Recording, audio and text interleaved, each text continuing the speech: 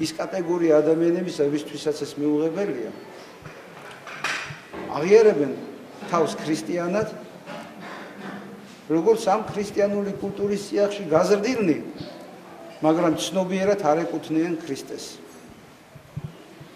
აი ამის შედეგია სწორედ, როდესაც ქრისტიანები ერთმანეთს ესვრიან ქვას, ერთმანეთს ესვრიან ტყვიას, ერთმანეთს ძალიან მწარედ ლანძღავენ და ნაგინებენ და ამას აკეთებენ ხოლმე სამწუხაროდ ღმერთისა და ხშირად სამშობლოს სიყვარულის გამო. რომელიც სამშობლო გაიძულებს შენ, რომ შენს თანამემამულეს შეაგინო. რომელიც სამშობლო გაიძულებს შენ, რომ შენს ძმას ჩაუსაფრდე და ქვა ესროულ და ტყვია ესროულ.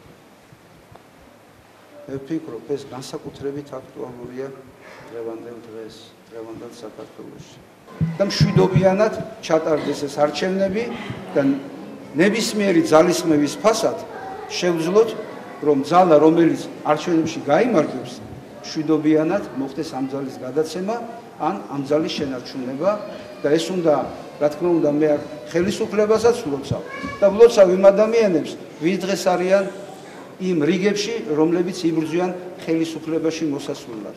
გავაძლევთ ლოცვა ჩვენი სახელმწიფოს მთავრობისა და მხედრობისათვის, რათა მათთვის ლეგიტიმურად მინიჭებულ ვადებში შეინარჩუნონ მტკიცედ ქვეყანა. რათა მშვიდობიანად, როცა მოვა მისი დრო, ხვალ იქნება ამ არჩევნებში, იქნება თუ მომავალ არჩევნებში, მშვიდობიანად ისწავლონ გადაცემა. ხელისუფლება, რომელიც ვერ დაიცავს წესრიგს ქვეყანაში, ის არ ყოფილა ღირს იმაში ხელისუფლებაში ყოფნისა.